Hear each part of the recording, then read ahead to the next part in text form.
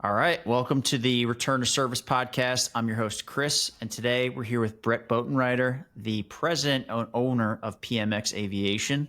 I think I nailed it. How are you today?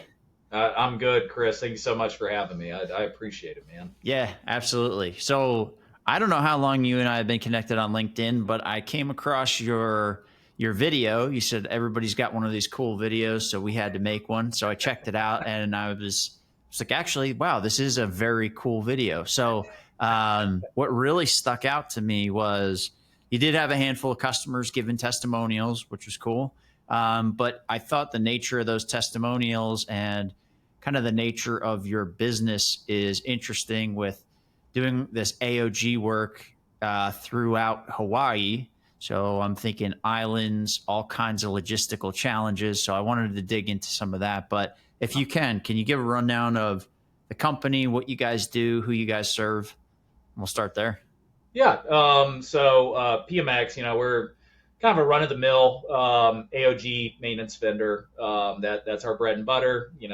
We're no different than a lot of the companies on the mainland. We're doing the same thing. The only thing that's really setting us apart is there are no other maintenance vendors here. There's been other vendors who have come and gone or tried to start up and they've failed. But we're the only one. So our work we're still primarily corporate AOG. That's the majority of what we do. That's the bread and butter. That's about 90% of our work. But we're also, we got some DoD stuff going on. We got some commercial stuff going on. We got GA piston work. I mean, there's only so many people here in this state, or really in this region, the entire Pacific Rim.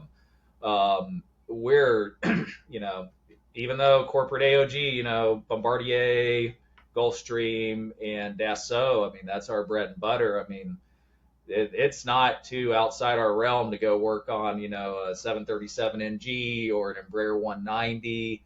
I've done bank repossessions in Saipan on piston powered twins. I mean, we work on some weird things sometimes.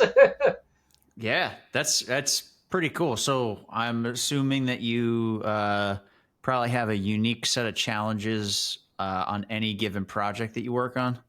Oh yeah, absolutely. Our biggest issue here, Hawaii is the most remote archipelago in the world. There is, the closest thing to us going east is California, and that's 1,900 miles, and then going southwest, the closest thing resembling civilization would be Majuro in the Marshall Islands, and to call that civilization is, they got an Ace Hardware, and they got a bar, so there's some stuff there, but that's about it. So what are the logistics like of supporting these kind of aircraft across multiple islands? And I guess just so I can even wrap my head around it, what's the geographical spread of the islands? Where are you guys based out of? And then where is that in relation to the other islands? So, Hawaii is made up of 8 main islands, of which only a few are actually, even have an airport. So, the main islands of Hawaii, which the Hawaiian archipelago goes way further, because even Midway is a part of the Hawaiian archipelago. And that's, okay. That's 950 miles west of here. This archipelago is long, but the state of Hawaii, the 8 main islands is Niihau, which is privately owned. There's no airport. And there's estimated between 25 and 30 people actually live there full time. Like there's nothing there. It's not developed. You got Kauai, which is what we consider, the most western civilized island of the state. Like they have an airport. You got Oahu, obviously, the state capital is there, Honolulu. You got Molokai, which there's not really a whole lot going on there. They got 2 airports, but there's no resorts. there's just nothing going on. You got Lanai, which that's privately owned by Oracle, and it's a vacation island. It's the only thing there's Four Seasons. We do a lot of work there. Maui, obviously, a lot of work there, and then the Big Island, the actual island of Hawaii. That's a huge, super busy location for us. Okay. And where are you guys based out of?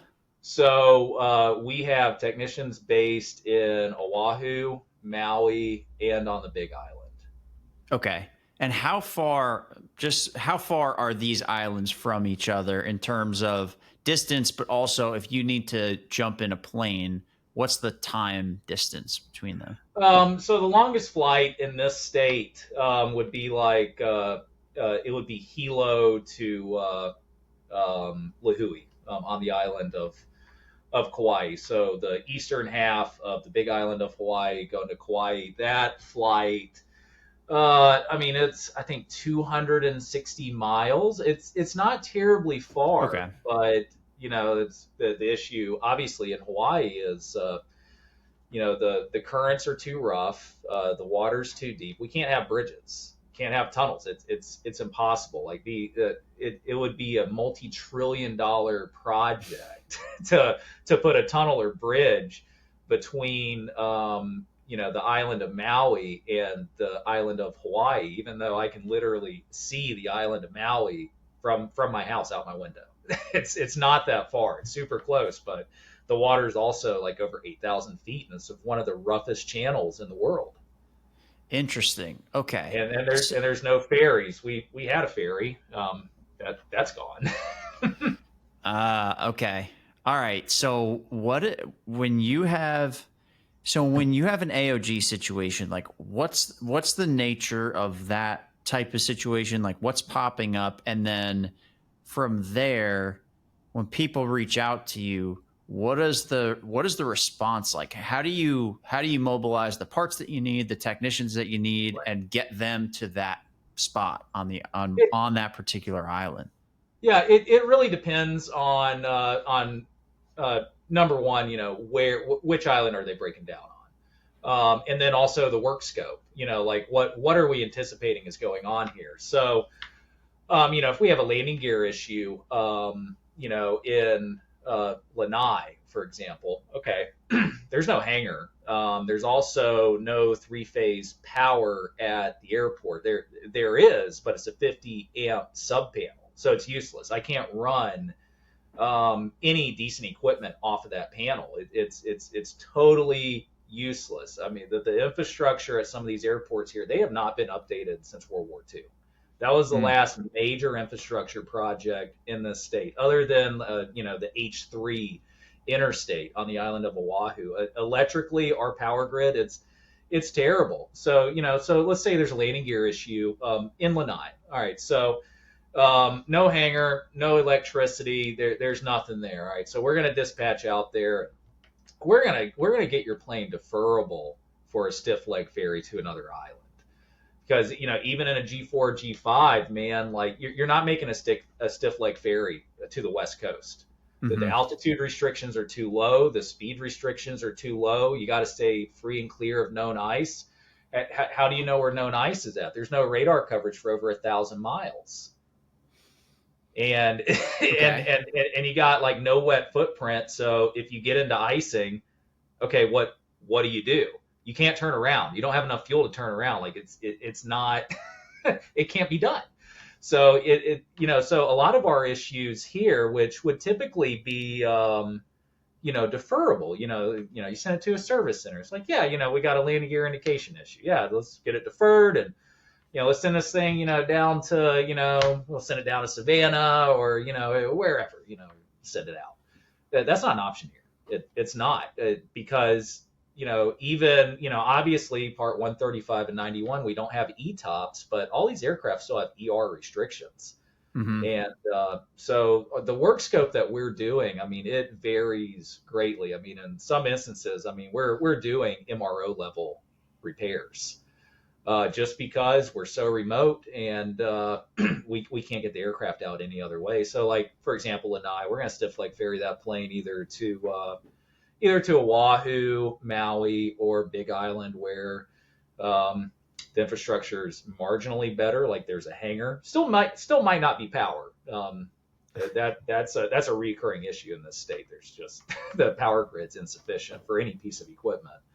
But we're going to ferry your plane. You know, depending on which location we go to, I probably already got the right jacks there. If not, all of our equipment, all our heavy equipment, it's already pre-palletized to move it. Oh, really? Okay. Yeah. So everything we have, our hydraulic mules, our jacks, I did that years ago because, we were just moving equipment around all the time. It's like, all right, let's just build like a full-time pallet.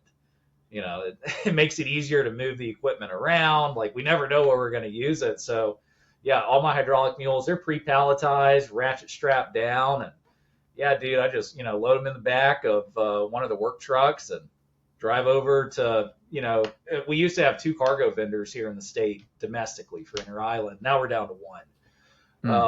So just drive over to our cargo vendor and boom. I mean, dude, 24 hours or less. Like I got a hydraulic mule and jacks anywhere in the state. Okay. So all right. So in this case, all right, you're working off a whole different set of restrictions and approaches to how things need to get done. So in one case, like you go to Lanai, you have limited power, no hangar. You know that the goal in this case, you most likely know that it's going to not be, hey, let's get this thing fixed and get it out of here. It's going to be, let's get this to the point where we can defer it, move that to another island at the same time that you're either going out there yourself or you've got a team going out there, you're coordinating other equipment to then get loaded up, put on a cargo ship to get to another island, wherever those two are going to meet up. So that way you have the right equipment to be able to do a more in-depth repair. Yeah, exactly. I mean, that's okay. That's what we're doing. Typically, we don't always have big jobs like that, but it Sure. happens. A lot of times, it's, whatever repair we're doing. I mean, oftentimes, man, I mean, I can fit all the equipment either in checked bags or, if it's, larger stuff or it's hazmat or something like that, just throw it in one of our planes and, just do that. But 3,000-pound hydraulic mule, I can just tell you right now, it's not it's not going in a Piper Saratoga or a twin Comanche. It's not happening. So you guys have your own planes so how does that work? So so that's a byproduct of COVID. Okay. So pre-COVID, a bunch of us were pilots and, we would rent a plane to get somewhere quicker because the, commercial was full or, there's some kind of logistical hurdle that facilitated the need to fly yourself. COVID, that became every job. So I know in the mainland United States, you guys had, the lockdowns and, the soccer field shut down, no concerts. Yeah, that was nothing compared to us. We weren't allowed to go to another island. So when you're a maintenance AOG vendor and you're now like geographically locked, that's going to become an issue. So what we started doing, which was 100% legal because airports are federally regulated, we could fly to the airport. We just could never leave. So you leave, okay. You're detained, you're put in handcuffs, and you're you're getting booked, and they're going to give you the option. You can either fly back commercial or you can spend 2 weeks in jail. So interesting. So that's COVID is really what dictated the need for the aircraft because it got to a point where the quarantine restrictions were so strict that was the only way we could provide service to our customers was flying ourselves. And it became so popular that now in the post-COVID era, all that stuff's gone. But customers are still requesting it. And honestly, I don't see it leaving. I mean, on the mainland, no one has issues like, oh, well, I can't go, like I can't drive to an airport that's 60 miles away from me. Yep. Like I have to get on a plane. Like no one else has that issue. That's very unique just to us. But we have customers all the time, and they have no issue with it. And especially things like hazmats, man. I mean, it's the airlines have gotten so strict on hazmats. I mean, we're getting, when we fly commercial, we're getting things thrown out and confiscated that aren't even TSA regulated. Really? Yeah, it's gotten to a point where it's absolute insanity. So like one of the TSA regs, after the whole BlackBerry scandal, when they were catching on fire, everyone's really looking out for these lithium ion batteries. Well, the reg has always been if the lithium ion battery is installed in the device, so like a screw gun, a laptop, cell phone, that's fine. There are a lot of TSA agents here in this state. They don't see it that way. They just see battery, bad, throw it away. Dude, I have every year I lose flying if I fly commercial, which I try to avoid it these days, but dude, I mean hundreds of dollars in lithium ion batteries just thrown away. Yeah. It's bad. So, all right. So during COVID, you couldn't go from island to island, and if you were to do that commercially, you would basically get sent back immediately. But no, you would be detained. You'd be detained, and then the option was you could go back immediately, or you could go to jail, basically. Yeah. So then with getting your own planes. Is the idea because those are federally regulated, you land the plane, you're outside? Like, does that change that dynamic? It does, because so there was a there was a lawsuit over this immediately when we had our quarantine put into place, which lasted well over a year. There was immediately a lawsuit against the state. With respect to the airports, because there are issues where like day one there was a flight crew coming from I think they were coming, if I'm not mistaken, I believe they were coming from Southern California, and they were ferrying an airplane I think Australia. So they stopped in Honolulu to fuel up, and they were going to go down to Majuro, or either Majuro or American Samoa, one of the two. Those are like the two fuel stops between here and Australia. They tried to detain them. They tried to detain them on the ramp because they didn't quarantine. And it's like, well, we're not even staying.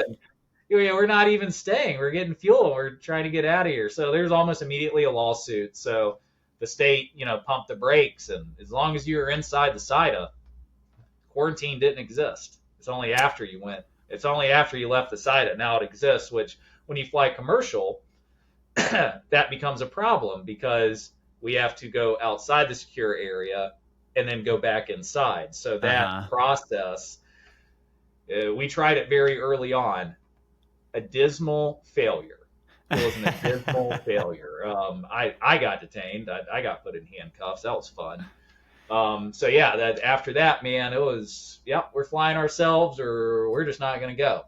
Sorry. Okay. What was that process like of getting your own aircraft? Did you guys have to go find financing and do all that stuff? Like what was that like? And that's a pretty quick pivot that you have to make.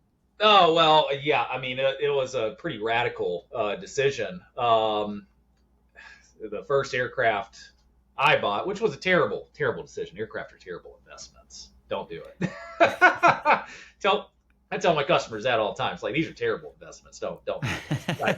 I've done it personally multiple times. It's bad.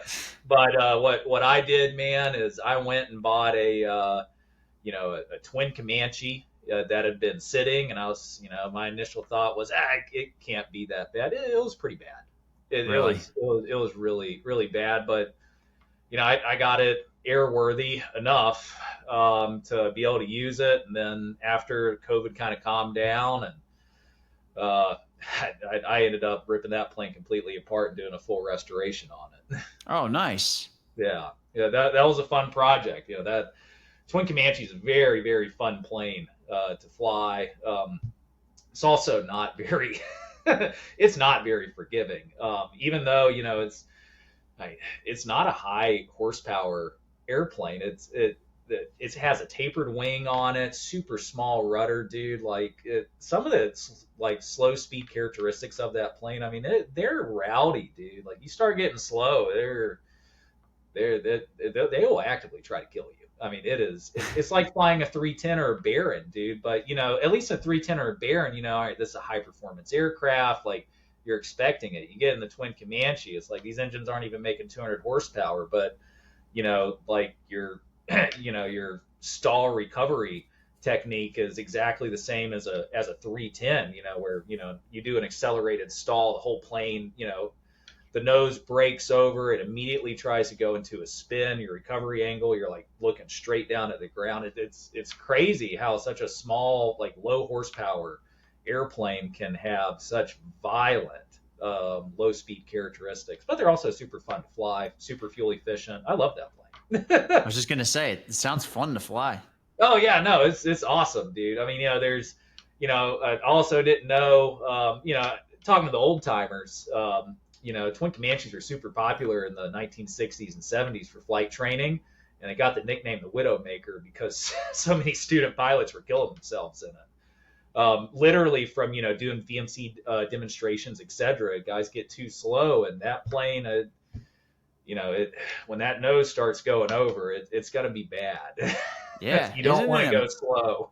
Isn't it amazing the progress they've made on some of these aircraft in that time? Like in the grand scheme of things, that's not that long. That's No, 50 years. it's not. But the crazy thing is, all right. So look at so I have a 1976 Cessna 206. All right, and one of our customers, it's a federal agency. I can't really talk about it a whole lot, but they have a 206H model. So that's the new 206, right? That's currently in production. You look at this plane. It's over $1 million, brand new, and you compare it to ours, like in Not some that different. respects, yeah, the avionics are totally different, way better than what our plane had originally, in the 70s. But you look at the airframe and everything else, like nothing has changed. It's still the same, but you know, it's weird, and that kind of follows through. I mean, even the Gulfstream product line, dude. I mean, until the 650 came out, they were using the same door the G1 had. The door design's exactly the same. Like you look at it, it's got the dog leg and everything else. They change it dimensionally a little bit, but dude, they were using the same design on the large cabin Gulfstreams from the mid 1960s until the G550 production ended, which was that was only a few years ago. Well, it really wasn't that long ago. It's like right around the time the 650 came out, the 550 got axed. How did you get into aircraft? Like a lot of people, I was a I was a troubled youth, and I wanted to do something different. I definitely didn't want to be at school, so got a job working at local airport. There was a small maintenance shop slash FBO, and worked there, and yeah, man, I loved it. Like I've always been into anything mechanical. But I knew I didn't want to do automotive. I didn't want to do industrial or diesel. Like I really wasn't interested in it. But I always loved aircraft. My grandfather was a pilot. Okay. Yeah, I mean, I remember going up in a 172 when I was like 5 years old. Sitting in the front seat, and I can't even like see over the over the glare shield, so I'm just looking out the side. So, I was always interested in it, and yeah, I knew I wasn't like pilot material. I'm just a little too rough around the edges to be a professional pilot. And I've been told multiple times, like, being a hobby flyer versus being a professional pilot, those are two totally separate things. And Yeah. so that's why I never really pursued the whole professional pilot thing. I enjoy my hobby, and it's a very convenient way to go A to B. I was just going to say, because it works out. I mean, it's not super often that you have somebody that can repair an aircraft, but also fly it. And it's funny how life shakes out in that way. Is like you learn a skill and then you're like, I'm not going to really go down that path fully. I'm going to do this other thing. But if you're kind of in the game, I'll call it, like those skills, that experience always somehow comes back. Yeah, it's all, interweaved together. I mean, I've met guys where they started their careers off in IT. Mhm. Then the .com boom, killed everything, and next thing you know, now they're years, decades later, now they're like a avionics shop supervisor. It's but their initial career was in IT. I know a guy personally. He owns a pretty successful avionics shop. That was how his career started. It started in IT, and the .com crash happened, and he had been a maintainer in the Marine Corps, and he said, "All right, I'm going to go back to aviation, I guess," and he made a very successful career out of it. That's awesome. Yeah, you got to be paying attention though. You got to be in it. You can't just coast through. It won't just fall into place. You really got to be No, working no. it. Well, that honestly, I mean, that's any industry, right? I mean, nothing's ever going to fall in your lap. It's it's always a struggle. I mean, if you had a lawn care business, Mhm. there's struggles associated with that. It's nothing's easy. Yeah, I mean, what is it like running a business like this? Um, it's so there's obviously challenges. Logistically, that's kind of its own thing separately. Our biggest issue is recruiting. The talent pool here in the Pacific Rim, it's limited. It's super limited. Yeah, that's it. Recruitment and then retainment. That's always an issue. We get sometimes we get younger guys, and no offense to them, but they grew up, with something totally different. All right, now they're on a very like remote island. They physically look different than everyone else. They're single. They can't find a girlfriend. Or like they're used to like a certain level of service with respect to something as simple as getting an oil change on your car, and it doesn't exist, or buying a new set of tires. Like Hmm. everything is more challenging and it's more expensive. And we get a lot of guys where yeah, they can't cope it. And honestly, I mean, with respect to Hawaii, most people don't stay here more than 2 years, and that's across, regardless of industry, even retirees.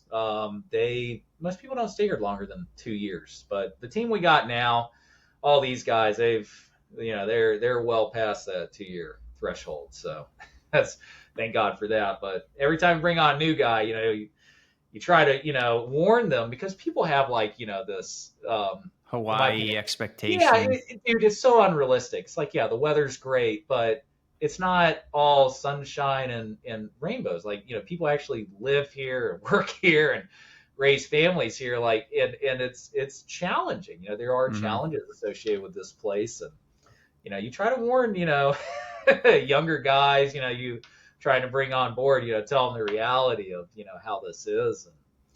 And sometimes it falls on deaf ears. They just get, wide-eyed with, ooh, Hawaii is going to be great, when actually, certain parts about it, might become a living hell for you. Yeah. Yeah, it's tough, man. I mean, I don't know. I think we've all been there as you're going through your career, as you're like, all right, I found something. This is it. This is going to be good. Well, all right, here are all the red flags. Nah, I don't. Not interested in those. Um, and how many people are on your team now? So currently we got 7 guys, if you include me on the production side, and we got 2 people in admin. Okay. Um, and I feel like that's a pretty decent sized team, considering that it's Hawaii. This is Yeah. only so scalable, right? Like, I can't, I can't make another island and another airport. But we staff to meet customer demand, and it continues to grow. But right now, we're pretty happy with our staff size.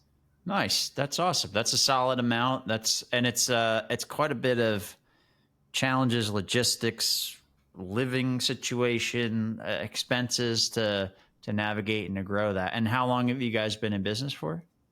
So the company was founded in 1997, and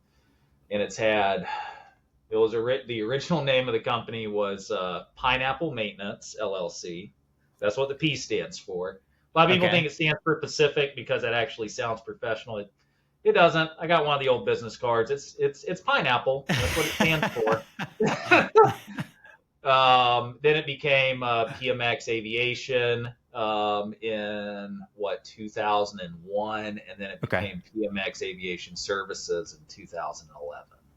Okay. And when did you take over? So I started working here in 2019 as an AOG technician. I was very quickly promoted to an operations manager, and then I didn't get the title, but I became general manager after about a year. The old owner had a lot of health issues, and everything got dumped onto me. Okay. Diving into that, our old owner, the original founder of the company, his health issues got so bad that I was given an ultimatum in late 2021 that you will buy this company or I will liquidate all the assets and you don't have a job. So when you're faced with that dilemma, it's like, okay, well, I guess I have to buy it now. Like, all right, I'm a business owner, so I've owned the company since December of 2021. Okay. Are you in hindsight, are you glad you got that ultimatum? It was quite the nudge. Looking back on it, I'm glad it happened, but this was never my intention. I just wanted a halfway decent job. But this is what happened. It was just survival. It's like, okay, I guess I'm the boss now. I've had that at several jobs where, it's when I was at the previous job, as I guess 5-6 years ago now, like I was in one role and then almost everybody in sales got fired, or most of them left and then the rest just kind of got fired. It was like a whole group of people that came together and left together kind of thing. Right. And one day I just got called in the office and it's like, do you think you could sell? And I was like, I think so. I'm like, all right, you're in sales now. You have the whole Western US. Like, all right, let me figure this out. And I'm glad I kind of had to get thrown into that because it does force you to succeed. And even it happened during COVID. So you call people and they're like, are you seriously calling me? Go F yourself. Don't, so all that kind of stuff. I'm glad I went through it, even though at the time I was like, this is a complete nightmare. So what's been kind of I don't know if you could sum it up in one thing, but what's been kind of the biggest difference in terms of how you look at the work you do, the company, from when you were a technician to now that you own it? Like, there is a mental shift that happens. So what have you noticed has been the biggest kind of change in the way you perceive what you do?